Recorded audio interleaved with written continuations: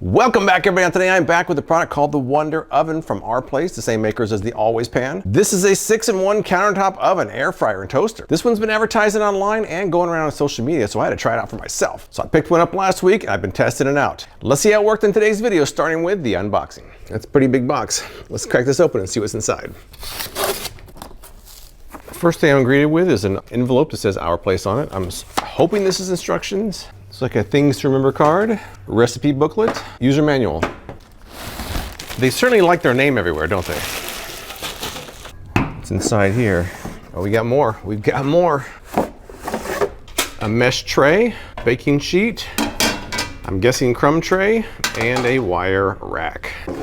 Just some cardboard. Here's the unit itself. Now I paid $145 for this, but it usually runs about $175. On Amazon, it currently has a 4.2 star rating among about 770 reviews. But one warning sign is it's currently listed as a frequently returned item, which does not bode well. But they claim that it's a countertop oven that can air fry, bake, roast, toast, reheat, and broil, all using steam infusion technology that provides crispy exteriors and moist interiors. They say it preheats 75% faster than traditional ovens and cooks up to 30% faster. Take a look at the dials here. Now this is the temperature setting from 200 to 450 Fahrenheit. The settings here, we have roast, toast, air fry, bake, broil, and reheat. The timer goes from off all the way up to 60 minutes. Perhaps not surprisingly, the reviews on the Our Place website are higher than those on Amazon. But people on Amazon who like it, they say that it's simple to use, cooks quickly. It's great for reheating leftovers. Some people like the smaller size for small kitchens. Now, being a frequently returned item, there are cons for this one on Amazon. Some people said it's too small. Some people complain the timer's difficult to set precisely. Others said there's a steep learning curve and it's hard to load or unload, and cooking was uneven. Now, a lot of people on TikTok were raving about this. Whenever you see someone on TikTok raving about a product, be skeptical. Be very skeptical. I have no horse in this race, so if it works, I'll tell you. If it doesn't, I'll tell you, and you'll see my process along the way. So I'm gonna clean this off, read over the instructions, and then get started. Now, after unboxing and washing off, I have a few more notes. First up, nothing is dishwasher safe. Everything has to be washed by hand. They said to run it through a 10-minute cycle on bake, which I did. Now, someone on Amazon complained that the dial can't be turned backwards once you move it forward. That's not true. In fact, if you want to set the timer for anything less than 10 minutes, you have to move it past 10 minutes and then move it back. So the timer definitely moves both directions. Now, one question I had, which I haven't found an answer to yet, not on Amazon, their website, and the instructions, is if it cooks faster than in a traditional oven, how long am I supposed to cook my food? I have no answer. I sent them an email about that, and I'll let you know if they reply. But until then, I'm gonna have to guess. And with that, let's start our first test. Now, our first test is gonna be a comparison. That's right, let's move this guy over here. We're bringing in the Ninja Crispi. That's right, you're getting started off with a crispy comparison. Now, one of the most common things you see being made in air fryers are frozen French fries. So we're gonna compare the Wonder Oven with a Ninja Crispi for some frozen fries and see how it goes. First thing you have to do is preheat the Wonder Oven for 2.5 minutes. I'll load them both up with the same amount of fries, and we'll see how the final results are. So I've got my temperature 400. I've got it set to air fry. We're gonna go 2.5 minutes to preheat, and then we're gonna throw our fries in there. Past 10 minutes, back to 2.5, which it's a dial, so it's not real clear if that's exactly it or not. When this goes off, we're gonna start cooking. I've got exactly 6 ounces of fries here. I've got exactly 6 ounces in the Ninja Crispi. Turning the timer just past 10 minutes and then back to 10 minutes. Ninja Crispi on air fry for 10 minutes. All right, so we've got about 10 minutes to wait and see how these compare. I've used a Ninja Crispi for fries many times. Usually it turns out pretty well. We'll see how their Wonder Oven compares. The reason I chose a small amount like this is because I wanted a single layer, because if you start having them on top of each other, that adds variables you really can't control. So one thin layer for round number 1. In 10 minutes, we'll see how they compare. These Ninja Crispi fries look done. I'm gonna stop this one. Ninja Crispi fries definitely looking pretty crispy here. And Wonder Oven just ended as I was coming around the corner here. Let's take a look at this more closely. Wonder Oven looking nice and crispy. Ninja Crispi maybe a little bit more done in a little bit less time. The Ninja Crispi I turned off at about 8.5 minutes. The Wonder Oven went the full 10. The most important part though is the taste test. Do a couple of Wonder Oven fries first. I'll do a big one and a small one. First one was perfect. All right, well, the Wonder Oven fries are perfect. Nice crispy on the outside, ideal texture on the inside. Let's try the Ninja Crispi now. I'll try the same thing, a big one and a small one. Crispier, crispier. So the results were pretty interesting for this first round. I would say they both did a good job. Both were crispy, both of them taste good. I would say the Ninja Crispi was a little bit crispier, which I guess it lives up to its name there. It also didn't have to be preheated. And even though it cooked a little bit shorter time, it was a little bit more done than the Wonder Oven, although the Wonder Oven did an admirable job. But we've got a long way to go now, so let's see what's on tap for round number 2. For round number 2, we're gonna bake some cookies. Now their recipe guide, their how-to manual website don't really have instructions for cookies. So I'm just gonna go with what's on the package. Now the website shows some cookies being made. They show 5 on this tray here, so that's what I'm gonna do. 5 cookies on this tray. The first thing we gotta do though is preheat it. 325, bake. 2.5 minutes. After it's preheated, we'll load it up. All right, let's load this up. I've got my 5 cookies situated the way they showed them in their photo on their website. All right, so the packaging for this cookies say 13 to 17 minutes. I set the timer for 12 and I'm gonna keep an eye on it because supposedly it cooks faster. I don't wanna burn them. So I'll keep watching them and let you know if anything changes. Let's check it out. I'm gonna put them on the wire rack and I'm gonna keep going. I have plenty more to make, so I'll make several rounds of this. They're not sticking to the non-stick sheet, that's a good thing. I'm going right back in with 9 this time. These cookies are kind of small. I think I can fit 9 in there. Let's see. 325, bake.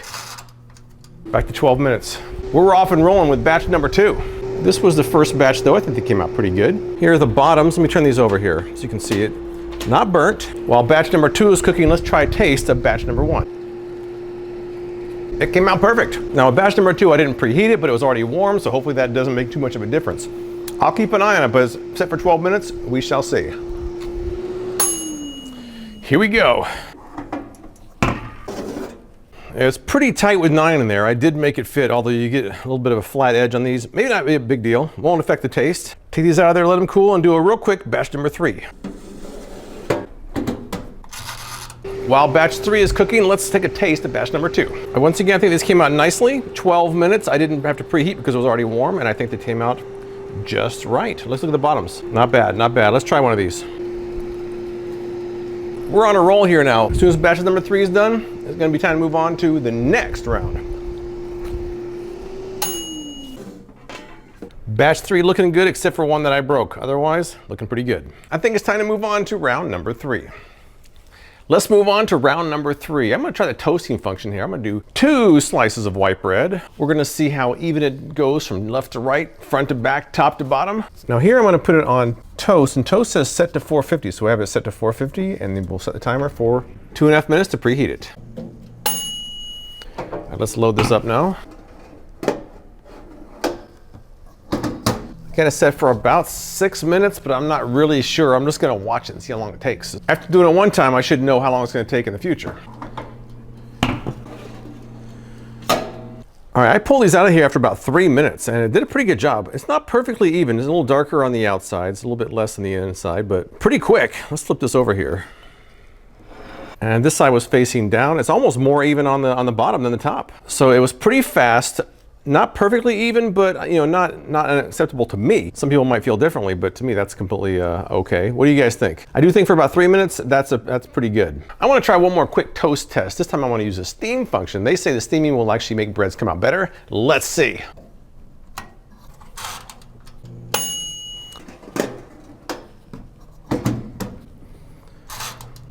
Adding the water for the steam. I'm gonna keep an eye on this and pull it out when it looks done. I'm not sure if I'm gonna see any steam, but I don't see any yet, but we'll keep an eye on it. I'm already seeing some browning on the left-hand side.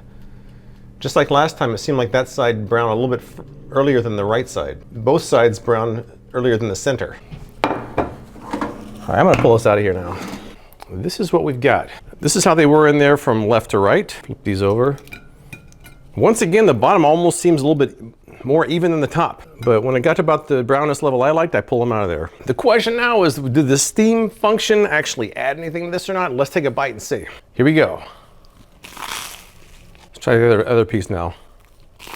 I will say it's a pretty good toast. There's a crispiness to the outside and there's a light and fluffiness to the inside. So, I mean, it may not have been the most even toast I've ever seen, but it did come out perfect. I mean, the texture was really nice. So The steaming function might have added a little bit of an advantage, not a huge advantage, but maybe something. I can't say I'm a toast purist, but it did seem to be a nice balance between crispy and fluffy. So as far as I can tell, that came out pretty nice. We got more to try out, so let's move on to the next item. Next up, let's try something pretty common in an oven like this. Do a personal pizza, that's right. I'm gonna put in there according to these instructions for going in a regular oven. So we're gonna preheat it to 425. I'm gonna use the bake function for this one. Bake, 425. Preheat 2.5 minutes. I'm putting this pan down on the bottom first, in case it drips. My wire rack on the top, close it up. Now, according to the instructions, it's supposed to take 19 minutes, but supposedly it's faster in here, so I'm just gonna keep an eye on it. I set it for 19 minutes, but I don't think I'm gonna need that long, so I'll let you know when anything changes.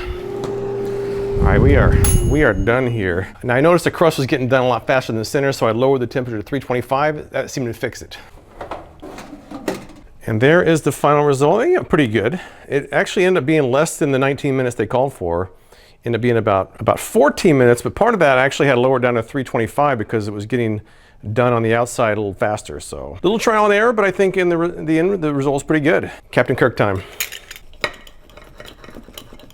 Looks pretty good to me. Let's take a taste.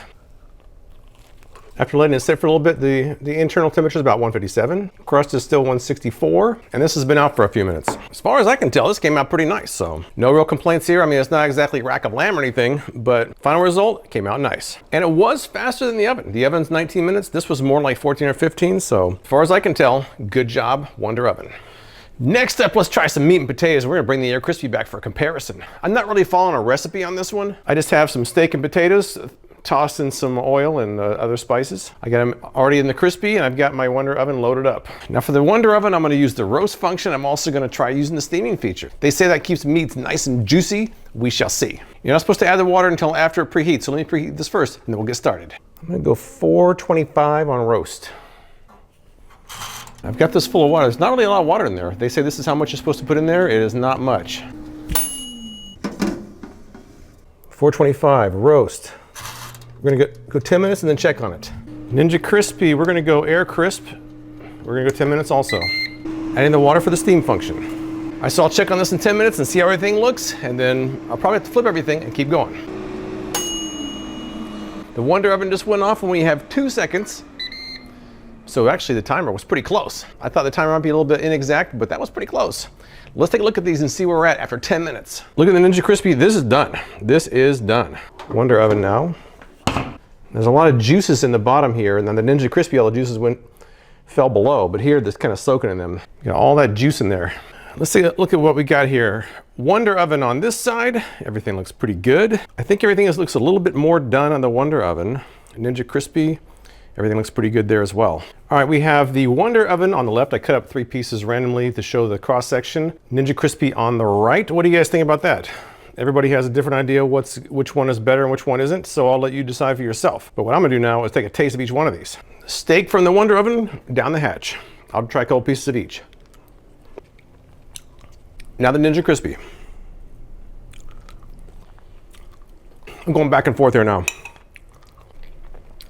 Now they were both juicy, but I would say the Ninja Crispi had a couple pieces that may have been a little bit better. The differences were pretty minor. I think it's pretty even as far as that goes. Let me try these potatoes now. Wonder Oven and Ninja Crispi, they both look similar, and my hands are getting quite hot here just holding these. Wonder Oven potato first. Ninja Crispi next. Now of those two, Ninja Crispi might have been slightly better than the Wonder Oven, but I would say margin of error maybe. The only problem I'm seeing right now is the Wonder Oven, everything's kind of sitting in their juices. I'm not sure you want that for your potatoes. You might, but I'm not sure I do. The Ninja Crispi, all the juice fell below. The steak, after only 10 minutes, was probably a little bit more well done than I'd even like. Although the potatoes were perfect. I'll let you guys debate which one was better visually. But to me, it was maybe a slight edge of the Ninja Crispi, a couple percentage points, but probably all within the margin of error. So I think the Wonder Oven did a pretty good job hanging with the appliance that I quite like. Now for the Wonder Oven, I could have used this and had it drip onto the pan below. In fact, if I were to do this again, I might do that instead because I didn't like it sitting in its juices, although the final result was pretty close to what I got with the Ninja Crispi. All right, Bailey, you can actually get one of these. Good girl. For my next test, I want to try something that's going to be commonly used in appliances like that, and that's leftover pizza. Although I happen to wonder whoever has leftover pizza. But for those few of you who do, this might be a good test. Once again, I brought back my Ninja Crispi to compare. Now the Ninja Crispi has a re-crisp function and the Wonder Oven has a reheat function. I'm going to put them both around 380, which I think is what the Ninja re-crisp is at. I'll preheat the Wonder Oven and then we'll get started. So let's do that now. I've got 2 cold slices of pizza around the same size here. Let's toss one in the Wonder Oven for about 5 minutes. Toss this one in the Ninja Crispi. Ninja Crispi's on the re-crisp function. Wonder Oven is on the reheat function. I think when these are done, I'm gonna try another slice of pizza in the Wonder Oven with the steam feature and see how that turns out. See if it turns out any better. So we got a lot of pizza to try out. That one went off, and this one has 5 seconds left, so they're pretty close on the timer. A lot of people were saying that it's hard to set the timer accurately, but I feel like I've set it very accurately. So let's get these out of here and see how they look. Before I look at these, I want to throw another slice in here and try the steam function and see how the difference is. Throw it in there, leaving the settings as is. We're going another 5 minutes. This time we're adding some water for the steam function. While that's cooking, let's take a look at the first round. Visually, they look pretty close. They look pretty close visually.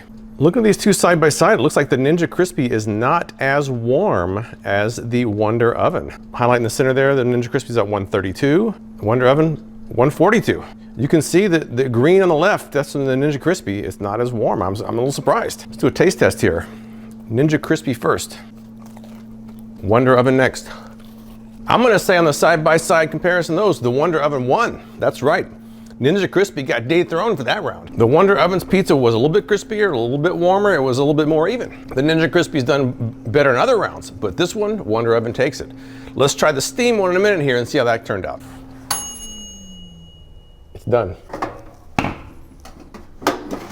I would say the results of this one is comparable to the first round. Let's take a bite of this one as well.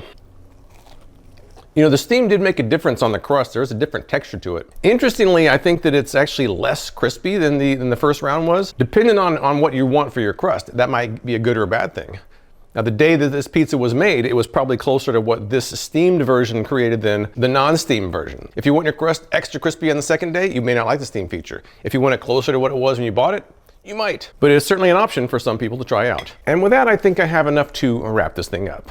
So let's wrap this thing up, shall we? Now, I first want to point out that they did respond to my email and they actually gave me some hints on how to make it work better in certain items. So I give their customer service props for that. But let's take a look at some pros and cons with the Wonder Oven. I think the biggest pro is that it hung with the Ninja Crispi on most of the tests I compared it to. And the Ninja Crispi is a great product. Now, it may not be quite as compact as the Crispi, but its larger size might make it more versatile depending on your setup. Now, I've tested a lot of countertop ovens over the years, and this one's kind of on par with the rest of them. That could be a pro or a con. I'd say the steam function only gives a marginal boost in texture and some food items, depending on what you're making. I'm not sure that feature alone was a compelling reason to get this. But let's take a look at some cons now. I'd say the biggest cons, it's kind of expensive. 175 bucks, that's pretty steep. You can get something like the Bella, which looks similar. It may not have the steam function, but it's a countertop oven roughly the same size and probably performs similar to this one, and that's almost half the price. Another con is the parts aren't dishwasher safe. That's kind of a bummer to me. I prefer throwing things in the dishwasher, but I'll have to just work around that. I should point out, some people were saying online that the timer was hard to set right. I actually found it was very accurate, so I didn't have a problem with the timer. But in the end, I think that those who buy this will like it, although it's not the only game in town. But that's all I've got. If you've tried the Wonder Oven, tell me what you think in the comments below. I appreciate you watching, and I'll see you next time.